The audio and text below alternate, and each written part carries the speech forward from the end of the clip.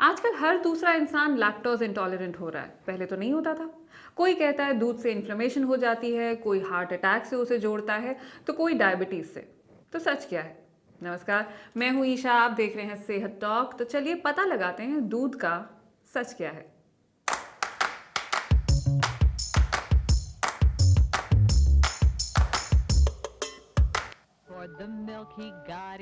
हमें बचपन से बताया गया है कि दूध संपूर्ण आहार है। विटामिन सी के अलावा इसमें लगभग सभी जरूरी न्यूट्रिएंट्स होते हैं। इसीलिए ज्यादातर देश अपनी न्यूट्रिशन गाइडलाइंस में भी इसे शामिल करते हैं। हाँ, कुछ देशों में दूध पीने का उतना चलन नहीं है, तो ऐसा करते हैं, शुरू करते हैं।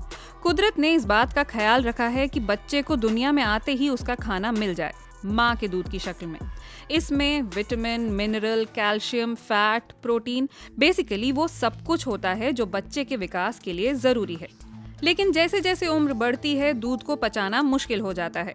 दुनिया भर में 65% वयस्क लैक्टोज इंटॉलरेंट हैं, यानी दूध पीकर इनका पेट खराब हो जाता है या पेट फूलने लगता है। कुछ लोगों को लगता है कि दूध पीने से उनके चेहरे पर मुहासे आने लगते हैं, लेकिन ऐसी कोई रिसर्च नहीं है जो इस बात को प्रूव कर सके। फिर कुछ लोगों को तो ये भी लगता है कि दूध में मौजूद मक्खन मलाई से हार्ट प्रॉब्लम्स और डायबिटीज हो जाता है। इस बात को भी कोई रिसर्च साबित नहीं करती है, बल्कि रिसर्च तो ये दिखाती है कि दही खाने से डायबिटीज का खतरा कम हो जाता है। दही भी तो मिल्क प्रोडक्ट ही है ना। हाँ, फर्क ये है कि ये फर्मेंटेड है, यानी इसमें बैक्टीरिया होते हैं जो हमारे पेट का ख्याल रखते हैं, डाइजेशन में हमारी मदद करते हैं। और फिर कैंसर का क्या? रिसर्च डेयरी और कैंसर का नाता भी नहीं ढूंढ पाई है, बल्कि स्टडीज ये दिखाती हैं कि मुमकिन है कि दूध में मिलने वाले कुछ रोगाणुओं की वजह से कैंसर होता है। यानी विलन दूध नहीं है, कीटाणु हैं जो मीट में भी पाए जाते हैं। इन्हें bovine meat and milk factors कहा जाता है। चिंता की बात यह है कि सिर्फ दूध को उबालने से या पास्चराइज करने से ये मरते नहीं हैं। तो फिर क्या करें? दूध पीना छोड़ दें? नहीं, बिल्कुल भी नहीं। अगर आपको दूध पसंद है, अगर दूध पीकर आप तंदुरुस्त महसूस कर रहे हैं, तो इधर उधर की बातों में बिल्कुल ना पड़ें। हाँ, अगर वाकई लैक्टोज इंटॉलरेंस परेशान कर रहा है, तो बेहतर है कि दूध की जगह दही लेना शुरू कर दें। चलिए, दूध का तो क्लैरिफाई हो गया कि उसमें कोई दिक्कत नहीं है, unless of course you are lactose intolerant. लेकिन अब मैं आपको 3 ऐसी चीज़ों के बारे में बताती हूँ जो आप रेगुलरली खाते हैं और जो धीरे धीरे आपकी जान ले रही हैं। आपके खाने की इन 3 चीज़ों में जहर भरा हुआ है। सबसे पहले है आलू। जी हाँ, आलू। इनमें सोलानाइन नाम का एक जहरीला पदार्थ होता है। इसका काम होता है आलू को सड़ने से बचाने का। इसीलिए आलू लंबे वक्त तक खराब नहीं होते हैं।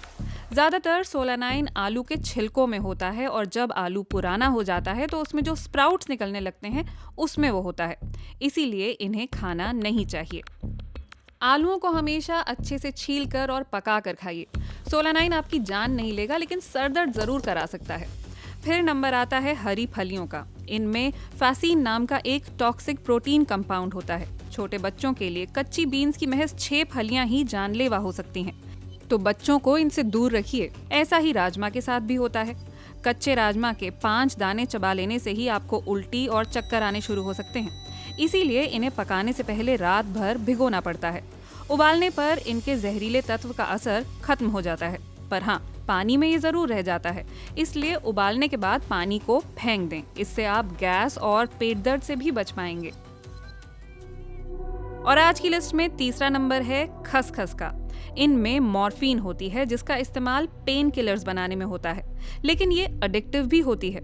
ये दाने दरअसल अफीम के पौधे से आते हैं, इसीलिए इन्हें बहुत ज्यादा खाने से नींद आने लगती है।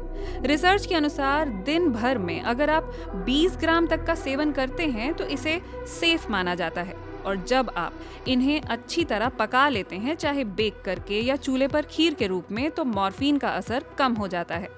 तो ऐसा नहीं है कि खाने में इन्हें डालेंगे तो आपको नशा हो जाएगा। कुल मिलाकर आलू हो, राजमा या खसखस, ठीक से पकाकर खाएंगे तो स्वस्थ रहेंगे। तो डरिए नहीं, सब कुछ खाइए, बस माइंडफुली खाइए। सिर्फ स्वाद के लिए नहीं, सेहत के लिए खाइए। ये जो लोग डाइटिशियंस को इतना इतना पैसा देते हैं ना, वो इसी बात का देते हैं। डाइटिशियंस आपको बताते हैं कि आपके लिए क्या सही है, क्या नहीं है। कौन से कॉम्बिनेशंस खाने चाहिए, कौन से कॉम्बिनेशन से फ़ायदा होता है, कौन से नुकसान होता है। और ये जो नए नए फैड्स आते हैं ना मार्केट में, स्मूदीज़, प्रोटीन शेक्स वगैरह वगैरह, वो सब ट्राइड एंड टेस्टेड नहीं होता है। तो उनके चक्कर में पड़ने की जगह ट्रेडिशनल खाना खाइए, कॉम्बिनेशंस भी गलत नहीं होंगे, सब कुछ सही रहेगा। वीडियो पसंद आया हो तो इसे शेयर करना मत भूलिएगा। सेहत टॉक का इस साल का सफ़र यहीं ख़त्म होता है, लेकिन अगले हफ्ते आपसे मिलूंगी ज़रूर। नमस्कार।